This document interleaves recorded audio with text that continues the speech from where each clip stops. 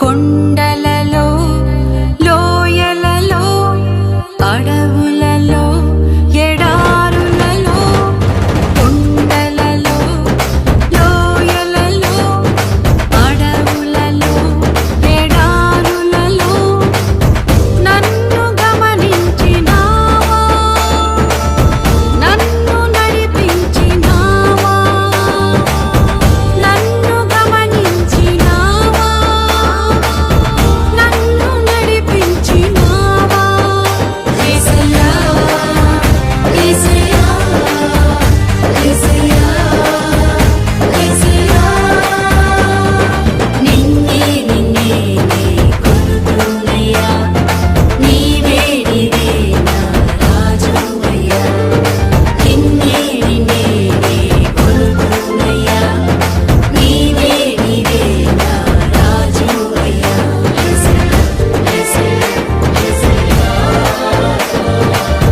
ఆత్మీయులే నన్ను అవమానించగా, అన్యులే నన్ను అపహాసించగా, ఆత్మీయులే నన్ను అవమానించగా, అన్యులే నన్ను అపహాసించగా, అండ నీవైతివయ్యా, నా కొండ నీవే యేసయ్యా, అండ నీవైతివయ్యా, నా కొండ నీవే యేసయ్యా.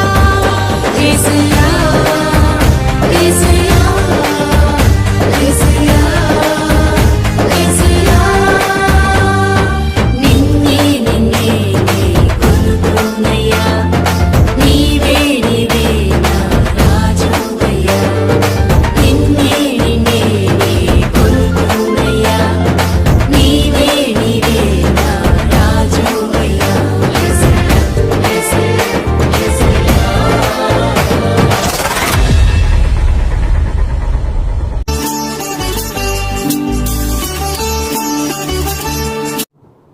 ప్రభునందు ప్రియ సహోదర సహోదరిలారా,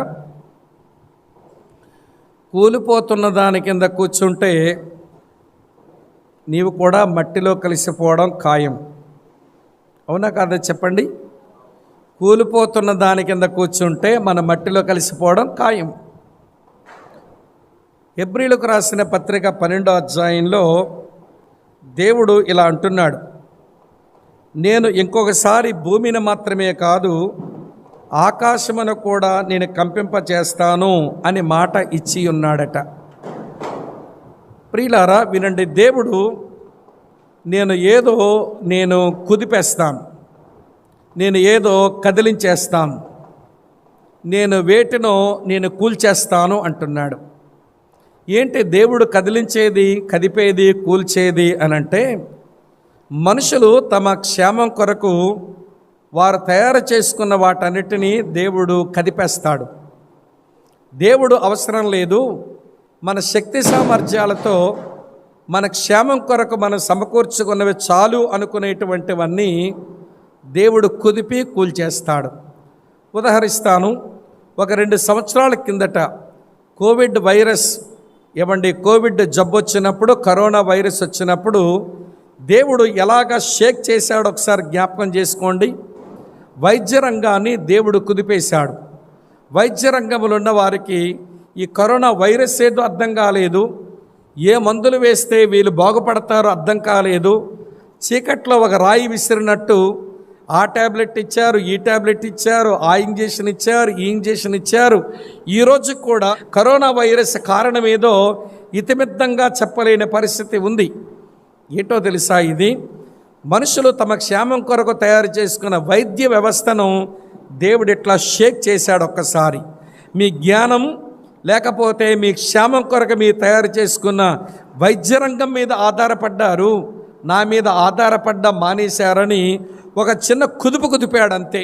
ఆ కుదుపుకే కొన్ని లక్షల మంది చచ్చిపోయినారు. అర్థమవుతుందా? వైద్య రంగం ఎలాగైతే కదిలిపోయిందో విద్యారంగము కదిలిపోయింది. ఆ రోజుల్లో స్కూల్స్ ఉన్నాయా? లేవే. కాలేజీలు ఉన్నాయా? లేవే. యూనివర్సిటీస్ ఉన్నాయా? లేవే. ప్రియులారా, పరీక్షలు పెట్టాలో లేదో తెలియలేదు, పరీక్షలు రాయాలో లేదో పిల్లలకు తెలియదు. కనుక వినండి, ఎడ్యుకేషనల్ ఇన్స్టిట్యూషన్స్ మూతలు వేయబడితే విద్యారంగాన్ని దేవుడు ఒక కుదుపు కుదిపాడు అంతే. పోనీ వ్యాపార రంగం ఏమైందో జ్ఞాపకం తెచ్చుకోండి. అమ్మేవాడు అమ్మడానికి ఎదురుగా కొనే మనుషులు రావడం లేదు. కనుక వ్యాపారం మీద పెట్టుబడులు పెట్టి మేము సరుకులను తెప్పిస్తాము, ఏమి అమ్మకం జరుగుద్ది, కొనేవాళ్ళు ఎవరో దగ్గర రావట్లేదు, మా వ్యాపారం అంతా ఏమైపోతుందని వ్యాపార రంగం కూడా షేక్ అయిపోయింది. ఒక 2 సంవత్సరాల కిందట అనుభవమే చెప్తున్నాను. విద్యారంగం కదిలిపోయింది, వైద్య రంగం కదిలిపోయింది, వ్యాపార రంగం కదిలిపోయింది. సినిమా రంగం ఏమైనా బాగుపడింది అనుకుంటున్నారా? సినిమాకు పోయి చూసిన వాళ్ళు లేరు. అందుకే సినిమా షూటింగ్లన్నీ ఆపుకొని వాళ్ళు కూడా చాలా ఇబ్బందులే పడ్డారు. సినిమా రంగము షేక్ అయిపోయింది. పోనీ రాజకీయ రంగం ఏమైనా కుదురుకుందనుకుంటారా? రాజకీయ నాయకులు కూడా అతాకుతలం అయిపోయారు. ప్రియుల, ఈరోజు కూడా ఏ పార్టీ సిద్ధాంతాలు నమ్ముకొని పార్టీలో చేరాడో ఈరోజు ఆ పార్టీలో ఉండడు, ఏదో పార్టీకి పోయి ఉంటాడు. కారణం ఏంటంటే అధికారం కొరకు రాజకీయ నాయకులు కూడా పార్టీలు ఫిరాయించి రాజకీయ రంగం కూడా షేక్ అయిపోయింది. ఇవన్నీ మీకు ఎందుకు చెప్పానంటే, దేవుడు అన్నాడు, నేను ఇంకొకసారి ప్రతి దాన్ని ఆకాశాన్ని భూమిని కుదిపేస్తాను అంటున్నాడు. ఒక చిన్న తొలిరి చూపించాడు కరోనా వైరస్లో. కోవిడ్ వచ్చినప్పుడు 4 days తొలి రుచి. దేవుడు అన్నిటినీ కుదిపేస్తే పరిస్థితులు ఎలాగుంటాయో దేవుడు ఒక తొలి రుచి చూపించినట్లుగా దేవుడు షేక్ చేసేసాడు. నేను మీకు చెప్పగోరే విషయం ఏంటనంటే, దేవుడు కుదిపేస్తే, దేవుడు కదిలించేస్తే, దేవుడు కూల్చేస్తే అవన్నీ కూలిపోయిన వాటి కింద కూర్చొని వాటిని నమ్ముకొని బతకడం ఏమండి, మనకు అది ఎంతమాత్రం క్షేమం కానే కాదు. ఏది కదలదో, ఏది నిలకడగా ఉంటుందో దాని కొరకు మనం ఆసక్తి చూపించాలి. కనుక ఈ రాత్రి నా సందేశం ఒక 20 నిమిషాలు అయినా కానీ దేవుడు స్థిరముగా ఉంచు వాటి కొరకు ఆసక్తిని చూపిద్దాం. ఏంటమ్మా? దేవుడు స్థిరముగా ఉంచిన వాటి కొరకు ఆసక్తి చూపిద్దాం. దేవుడు వేటి స్థిరంగా ఉంచుతాడో వాటి దగ్గర బ్రతకడం ఎలానో ఒక 4 సంగతులు చెప్పి నేను ముగించేస్తాను. రండి. మొదటి విషయం 45వ కీర్తన చదువుతున్నాను చూడండి. కీర్తనలు ఏది స్థిరమో, ఏది నిలకడగా ఉంటుందో నేను చదువుతున్నాను, వినండి. 45వ కీర్తన ఇలా రాసి ఉంది ప్రియులారా. 45వ కీర్తన ఇలా చదువుతున్నాను, మీ కొరకై చూడండి. 6వ వచనం, దేవా నీ సింహాసనం నిరంతరము నిలుచును, నీ రాజదండము న్యాయార్థమైన దండం. ఏది స్థిరం, ఏది నిలకడగా ఉంటుందంటే దేవుని సింహాసనమే స్థిరం, దేవుని సింహాసనమే నిలకడగా ఉండేది. ఇర్మియా కూడా విలాపవాక్యాల్లో ఈ దేవుని సింహాసనం గురించి ఈ మాట ఇలా రాశాడు. విలాపవాక్యములు 5వ అధ్యాయం నేను చదువుతాను చూడండి ప్రియులారా, మంచి వచనం. విలాపవాక్యాలు 5వ అధ్యాయం చదువుతున్నాను ప్రియులారా. ఇలా రాసి ఉంది 19వ వచనం, యెహోవా నీవు నిత్యము ఆసీనుడవయ్యుందువు, నీ సింహాసనం చెప్పండి తరతరములు ఉండును. దేవుని సింహాసనం తరతరాలు ఉంటుంది. దేవుని సింహాసనం నిరంతరం ఉంటుంది. దేవుని సింహాసనం ఎవడు కుదపలేడు, దానిని ఎవడో కింద పడేయలేడు. ఆయన సింహాసనం పైన ఆకాశమందు ఉంది, ఆయన సింహాసనం పరలోకమందుంది, ఆయన మీద ఆయన కూర్చుని ఉన్నాడు. కనుక దేవుని పిల్లలమైన మనం ఎవడి కూల్చేస్తే కూలిపోయే వాటి కింద కూర్చోవడం కంటే, పడిపోయే వాటి కింద మనం కూర్చోవడం కంటే అవన్నీ అవసరం, అనుభవిద్దాం, అది నేను కాదని చెప్పడం లేదు. అవే మన జీవితాలు కాపాడుతాయని వాటి మీద విశ్వాసం పెంచుకొని బతకడం అది సమంజసం కాదు. ఏది స్థిరం, ఏది నిలకడగా ఉంటుంది, ఏది నిశ్చలంగా ఉంటుంది అని అంటే ఆయన సింహాసనమే నిశ్చలంగా ఉండేది. అలా ఆయన సింహాసనం దగ్గర బ్రతకడం వస్తే 3 ప్రయోజనాలు మనకు ఉంటాయంట. ఒక్క వచనంలోనే సింహాసనం యొక్క 3 ప్రయోజనాలు చూపిస్తాను రండి. హెబ్రీయులకు రాసిన పత్రిక 4వ అధ్యాయం, హెబ్రీలకు రాసిన పత్రిక 4వ అధ్యాయం చదువుతాను చూడండి. ఇలా రాసి ఉంది 16వ వచనం, గనుక మనం కనికరింపబడి సమయోచితమైన సహాయం కొరకు కృప పొందినట్లు ధైర్యముతో కృపాసనము చేరుదము. ఈ సింహాసనం దగ్గరికి ఎవరైతే వచ్చి బ్రతుకుతారో, ఆ దేవుని సింహాసనం దగ్గర ఎదురుగా జీవిస్తారో వారు కనికరం పొందుతారంట, ఒక ప్రయోజనం. రెండవది కృప పొందుతారంట, రెండవ ప్రయోజనం. సమయోచితమైన సహాయం కూడా వాళ్ళకు దొరుకుతుందట. ఈ 3 ఆయన సింహాసనం దగ్గరే మనకు లభ్యమయ్యేవి. కనుక వినండి ప్రియులారా, విద్యారంగం, వ్యాపార రంగం, వింటున్నారా? ఏమండి, వైద్య రంగం, సినిమా రంగం, రాజకీయ రంగం, ఇవన్నీ భూమి మీద మనుషులు తమ మేలు కొరకు మనం కల్పించుకున్నవే, మనం పుట్టించినవే. దాని కింద బతకవలసి వస్తుంది, బ్రతుకుతాం. కానీ ఇవన్నీ షేక్ అయిపోతాయి. ఇవన్నీ దేవుడు కుదుపుతాడు ఒక రోజున. ఆ రోజు ఒకటి ఉందని చెప్పడానికే గతించిన 2020లో ఎవడో చిన్న కుదిపాడు కోవిడ్ వైరస్తో, కరోనా వైరస్తో. ఎంత షేక్ అయిపోయింది ప్రపంచమంతా. అదే దేవుడు మనుషులు తమ క్షేమం కొరకు తయారు చేసుకున్న అన్ని రంగాలని ఒక కుదుపుతాడట. అవి కూలిపోయే రోజు ఒకటి వస్తుంది. ఆ కూలిపోయే కింద వాటి మనం కూర్చొని మనం నాశనం కాకూడదు. రండి, నిశ్చలమైనది, స్థిరముగా ఉండేది దేవుని సింహాసనం. దాని దగ్గర బ్రతకడం నేర్చుకుందాం. కనుక దేవుని సింహాసనం దగ్గర బ్రతికే ఆసక్తితో మనం బ్రతుకుదాం. అప్పుడు ఈ వచనం మన జీవితంలో నెరవేర్పుకు వస్తుంది. మొదటి మాట. నెంబర్ 2, రెండో సంగతి చెప్తాను రండి. రెండవ సంగతి, మార్కు సువార్త ఉదయం చెప్పాను కానీ మళ్ళీ చెప్పాల్సి వస్తుంది. మార్కు సువార్త 13వ అధ్యాయం, మార్కు సువార్త 13వ అధ్యాయం 31వ వచనం ఇలా రాసి ఉంది. చదువుతున్నాను వినండి.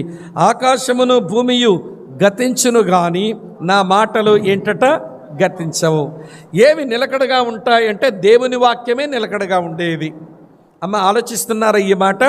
దేవుని వాక్యమే తరతరాలు నిలకడగా ఉండేది. కనుక ఆ దేవుని వాక్యంతోనే బ్రతకడం నేర్చుకుందాం. దేవుని వాక్యంలో ప్రధానంగా 3 ఉంటాయి, చెప్తాను వినండి. దేవుని వాక్యంలో ప్రధానంగా ఉన్న 3. ఈ 3ంటిని వాడుకుంటూ బ్రతికేవాడే వాక్యంతో బ్రతికేవాడు. చెప్తాను వినండి. మొట్టమొదట దేవుని వాక్యంలో ఉన్నవి వాగ్దానాలు ఉన్నాయి, ప్రామిసెస్ ఉన్నాయి. ఎన్ని వాగ్దానాలు నేను లెక్క పెట్టలేదు, ఎవరో లెక్క పెట్టి రాసింది నేను చెప్తున్నాను. 30,000 వాగ్దానాలు ఉన్నాయంటే బైబిల్లో. ఏం చేసుకుందాం ఈ వాగ్దానాలతో? పేతురు రాసిన 2వ పత్రిక 1వ అధ్యాయం 4వ వచనంలో పేతురు రాశాడు, ఆ వాగ్దానాల మూలముగా ఈ లోకమునున్న భ్రష్టత్వం నుంచి మిమ్మల్ని మీరు కాపాడుకుంటూ మీరు దేవుని స్వభావంలో పాలివారవ్వండి అన్నాడు. వాగ్దానాలు ఎవడ బైబిల్లో పెట్టుకొని వాటి చూసుకోవడానికి కాదు. వాగ్దానాలు దేనికి ఇచ్చినాడనంటే ఈ లోకములున్న భ్రష్టత్వం నుంచి మనం తప్పించుకొని దేవుని స్వభావంలో పాలివారవ్వచ్చట.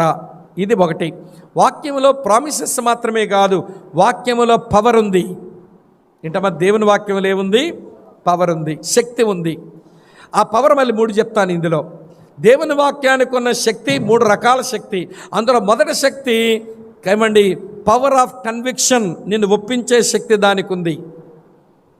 అపోస్తలుల కార్యం 2:37లో పేతురు ప్రసంగం విన్న తర్వాత వచ్చి, అయ్యలారా మమ్మల్ని ఏం చేయమంటారు అని ఎందుకు అడిగారు? ఒప్పించబడిపోతున్నారు వాళ్ళు. అమ్మ, అర్థమవుతున్నదా? దేవుని వాక్యమునకు ఉన్న శక్తి, ఒప్పించే శక్తి ఉంది, పవర్ ఆఫ్ కన్విక్షన్ ఒక మాట. రెండవది, దేవుని వాక్యానికి ఉన్న మరో మహత్తరమైన శక్తి ఏంటనంటే పవర్ ఆఫ్ కన్వర్షన్, మార్చే శక్తి దానికి ఉంది. కన్వర్షన్ అంటే మళ్ళీ మత మార్పిడి కాదు. ఎవడ బుద్ధి లేనోడు ఆ మాట అంటాడు. కన్వర్షన్ అంటే దావీదు రాశాడండి ఆ రోజుల్లోని కన్వర్షన్ అంటే. చూపిస్తాను చూడండి. 19వ కీర్తనలో కన్వర్షన్ యొక్క సరైన నిర్వచనం ఇక్కడ ఉంది. 19వ కీర్తన చదువుతున్నాను చూడండి, 7వ వచనం. యెహోవా నియమించిన ధర్మశాస్త్రం యథార్థమైనది, అది ప్రాణమును తెప్పరల చేయను. యెహోవా శాసనము నమ్మదగినది, అది బుద్ధిహీనులకు చెప్పండి జ్ఞానం పుట్టించు. కన్వర్షన్ అంటే కృంగిపోయిన వాడు తెప్పరల చేయబడ్డం, అది కన్వర్షన్. అలాగే బుద్ధిహీనుడు జ్ఞానవంతుడవ్వడం, అది కన్వర్షన్. కనుక దేవుని వాక్యానికి ఉన్న శక్తి ఏంటనంటే ఎవడు కృంగిపోయిన వారిని తెప్పరల చేయగలదు, అలాగే బుద్ధిహీనులైన వారికి జ్ఞానాన్ని కలిగించగలదు. కనుక దేవుని వాక్యానికి ఉన్న మహత్తరమైన శక్తి, అమ్మ వింటారా, ఒప్పించగలదు, తర్వాత మార్చగలదు. మూడో చెప్తాను వినండి. మూడో శక్తి ఏంటనంటే పవర్ ఆఫ్ క్లెన్సింగ్, కడిగే శక్తి దానికి ఉంది, పవిత్రపరిచే శక్తి దానికి ఉంది. అందుకే యేసయ్య అన్నారు యోహాను సువార్త 15వ అధ్యాయం 3వ వచనంలో, ఇప్పుడు నా మాటలను బట్టి మీరు ఏమై ఉన్నారు? పవిత్రులై ఉన్నారు. మరి అటువంటి దేవుని వాక్యాన్ని వదిలి తిరిగితే ఎట్లా? ఈ దేవుని వాక్యం నిరంతరం ఉండేది, దీంట్లో ప్రామిసెస్ ఉన్నాయి. అమ్మ వింటున్నారా? ఆ ప్రామిసెస్తో మనం లోకంలో ఉన్న భ్రష్టత్వాన్ని తప్పించుకొని దేవుని స్వభావంలో పాలివారం అవుదాం. ఈ దేవుని వాక్యంలో పవర్ ఉంది, ఆ పవర్ని వాడుకుంటూ కన్విక్ట్ అవుదాం, కన్వర్ట్ అవుదాం, క్లీన్ అయిపోదాం. నా మాట అర్థమవుతుందా మీకు? మూడో విషయం చెప్తాను. ఈ దేవుని వాక్యంలో వింటున్న ప్రామిసెస్ పవర్ మాత్రమే కాదు, ఇందులో ప్రాఫెసీస్ ఉన్నాయి. భవిష్యత్తులో దేవుడు ఏం చేస్తాడో అనేటువంటి ప్రవచనాలు ఉన్నాయి. మీకు వివరణిస్తాను వినండి. ఎవడ ప్రవచనాలు చదివినప్పుడు నిరీక్షణ వస్తుంది, శక్తిని అనుభవించినప్పుడు ప్రేమ వస్తుంది, వాగ్దానాలు దొరికినప్పుడు విశ్వాసం ఉపయోగించవలసి ఉంటుంది. క్రైస్తవ జీవితానికి ఇంధనం ఏంటనంటే విశ్వాసము, ప్రేమ, నిరీక్షణే. అపోస్తలుడైన పౌలు రోమీలకు రాసిన పత్రిక నుంచి చివరి పత్రిక వరకు ఈ మూడింటి గురించే రాశాడు. విశ్వాసము, ప్రేమ, నిరీక్షణ కలిగి ఉండండి. వాగ్దానాలు విశ్వాసం ఇస్తాయి, దేవుని శక్తి ఏమో ప్రేమను కలిగిస్తుంది, దేవుని యొక్క ప్రవచనాలేమో నిరీక్షణ కలిగిస్తాయి. ఈ మూడు ఆధ్యాత్మిక జీవితంలో కలిగి ఉండి దేవుని వాక్యం చుట్టే మన జీవితం. మా జీవితానికి సెంట్రల్ పాయింట్ ఏంటనంటే వర్డ్ ఆఫ్ గాడ్, అది మన మాట అయి ఉండాలి. మీ జీవితానికి ఇరుసేంటండి? మీ జీవితానికి కేంద్రం ఏంటమ్మా? దేని చుట్టూ మీ జీవితం తిరుగుతూ ఉంటుంది అని అంటే దేవుని వాక్యమే మా జీవితానికి ఇరుసు వంటిది, దేవుని వాక్యమే మా జీవితానికి ఒక కేంద్రం వంటిది అనే మాట మన మాట అవ్వాలి. కనుక దేవుని వాక్యం అది ఎన్నటికీ ఉంటుంది, దాన్ని ఎవడు ఏమి చేయలేడు. ఈరోజు ఉదయం చాలా విషయాలు మీతో చెబుతూ వచ్చాను. ఎన్నొచ్చాయి ఇప్పుడు మీకు? దేవుని సింహాసనం స్థిరమైంది, దేవుని వాక్యం స్థిరమైంది, దాని చుట్టూ మన జీవితాలు ఉంచుకోవడానికి ప్రయత్నం చేద్దాం. మూడో చెప్తాను రండి, సమయం అవుతుంది కనుక. మూడవది చదువుతాను. మత్తయి సువార్త 16వ అధ్యాయం 18వ వచనం. మత్తయి సువార్త 16వ అధ్యాయం 18వ వచనం చదువుతాను చూడండి. మరియు నీవు పేతురువు, ఈ బండ మీద నా సంఘమును కట్టుదును అన్నాడు. ఏది స్థిరం? దేవుని సంఘము స్థిరం. ఇందాక నేను వచ్చేసరికి జాషువన్న మన పాడే సహోదరులు పాడుతూ నిశ్చలమైన రాజ్యం, అదే హెబ్రీ పత్రిక 12వ అధ్యాయం 28వ వచనంలో కూడా నిశ్చలమైన రాజ్యం, దేవుని సంఘం, ఇది దేవుని రాజ్యం. దీన్ని ఎవడు కదపలేడు, కుదల్చలేడు, లేకుండా చేయలేడు. మళ్ళీ జ్ఞాపకం చేయనా? సంఘం ఆవిర్భావం చెందిన నాటి నుంచి ఒకవైపు ఏమో యోధా మతం, మరోవైపేమో, వింటున్నారా లేదా, రోమా ప్రభుత్వం, మరోవైపేమో దుర్బోధలు, మరోవైపే భిన్నమైన బోధలు. సంఘాన్ని లేకుండా చేద్దాం, నల్లిఫై చేసేద్దాం అని అనుకున్న ఈ రోజు వరకు సంఘం నిలిచే ఉంది. ఇది యుగయుగాలు నిలిచే ఉంటుంది. ఇది ప్రభు పక్కకు వెళ్ళి వధువుగా కూర్చునే వరకు దీన్ని ఎవడు ఏం చేయలేడు. అర్థమవుతుందా? మన కట్టుకున్న గుడులు కూలగొడితే కూలగొచ్చు, మన కట్టుకున్న మందిరాలు కాల్చేస్తే కాల్చేయచ్చు, సేవ చేస్తున్న సేవకులను చంపేస్తే చంపేయచ్చు, లేకపోతే విశ్వాసాన్ని బెదిరిస్తే బెదిరించవచ్చు. కానీ ఈ భూమి మీద క్రైస్తవ సంఘం లేకుండా చేయడం ఎవడి వల్ల కాదు. రోమీలు లేకుండా చేద్దామనుకున్నారు, వాళ్ళు లేకుండా పోయారు, సంఘం ఉంది. వాళ్ళ తర్వాత వచ్చిన ఆటోమన్ ఎంపైర్, ఇస్లామిక్ సామ్రాజ్యం, క్రైస్తవ సంఘమే లేకుండా చేద్దామనుకున్నారు, వాళ్ళు పోయారు, కానీ ఇంకా క్రైస్తవ సంఘం ఉంది. వాళ్ళ తర్వాత వచ్చిన బ్రిటిష్ సామ్రాజ్యం, క్రైస్తవ సంఘం లేకుండా చేద్దామనుకున్నారు. మంచి మంచి సేవకులను వినండి ప్రియులారు, విలియం టిండేన్ లాంటి వాళ్ళని, జాన్ హస్ లాంటి వాళ్ళని సజీవంగా చంపేసినారండి బ్రిటిష్ వారు కూడా. తరువాత వాళ్ళు మారిపోయారు, కానీ సంఘం ఇంకా నిలిచే ఉంది. కనుక వినండి, ఏది స్థిరం? దేవుని సంఘమే స్థిరం. అమ్మ వింటున్నారా? ఏది నిశ్చలం? దేవుని రాజ్యం, దేవుని సంఘమే నిశ్చలం. ఇది మాత్రమే స్టేబుల్గా ఉండేది. మరి ఇలాంటి సంఘాన్ని వదులుకొని నువ్వు ఇటోట తిరుగుతున్నావేంటి? నాకు అర్థం కాదు. కొంతమంది స్థానిక సంఘంలో నమ్మకం ఉండరు. వీళ్ళకి నేను పేరు పెట్టా, ఏమనుకోకండి. వీళ్ళు స్థానిక సంఘంలో స్థిరంగా ఉండని వారి పేరేంటనంటే వీళ్ళు ఆధ్యాత్మిక దేశ దిమ్మరులు. వీళ్ళకంటూ ఒక ఇల్లు ఉండదు. ఈరోజు ఎక్కడ గుడి చేశారు, ఒక వారానికి లేపేశారు, ఇంకో దగ్గర గుడి చేస్తారు.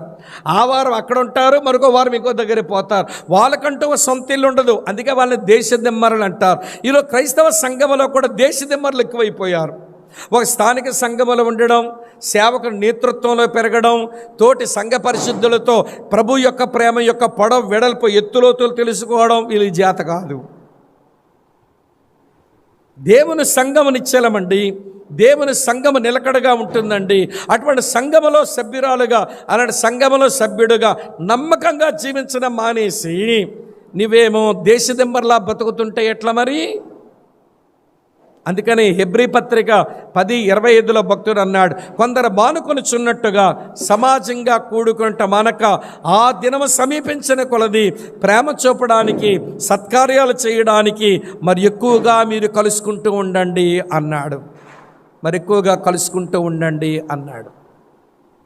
ఫెలోషిప్కి రండి, సంఘములో సహవాసం చేయండి, పెద్దల మాటలు ఆలకించండి, క్రీస్తులో అంచెలంచెలుగా ఎదుగుతూ ఉండండి, స్థానిక సంఘములో నమ్మకంగా పనిచేయండి. అప్పుడు మీరు వినండి, స్థిరమైన సంఘములో నిలిచిన వారు అవుతారు. ఎత్తబడిన సమయం వచ్చినప్పుడు సంఘంతో కలిసి ప్రభు దగ్గరికి మీరు ఎత్తబడతారు. మరొకటి నిలకడగా ఉంటుందట. 1 యోహాను పత్రిక 2:17 చదువుతున్నాను చూడండి. ఇలా రాసి ఉంది. యోహాను రాసిన 1 పత్రిక 2:17 లోకము దాని ఆశయు గతించిపోవచ్చున్నవి కానీ దేవుని చిత్తము జరిగించువాడు నిరంతరము నిలుచును. ఎవరు నిరంతరం ఉండేవాళ్ళంటే దేవుని చిత్తము చెయ్యువారు. అమ్మా వింటున్నారా? దేవుని చిత్తము చెయ్యువారు. దేవుడు కూడా తన పిల్లలు తన చిత్తము చెయ్యాలని కోరుకునేవాడు. అంతెందుకండి, మనం ఏ ప్రభువునైతే నమ్మి వెంబడిస్తున్నామో ఆ ప్రభువే తండ్రి చిత్తం చేసేవాడు. ఏమన్నాడు యోహాను సువార్త 6:38 నేను నా ఇష్టము నెరవేర్చుకుంటూ రాలేదు, నన్ను పంపిన వాని చిత్తము నెరవేర్చుటకి దేవుని చిత్తం చేసేవారు శ్రమ. కనుక ఈ 4 అనుభవాల్లో మన ఆధ్యాత్మిక జీవితాన్ని ఉంచుకుందాం. దేవుడు దీవిస్తాడు, బలపరుస్తాడు, వాడుకుంటాడు. దేవుడు మనల్ని తప్పక నడిపిస్తాడు. అట్టే కృప దేవుడు ప్రసాదించునుగాక.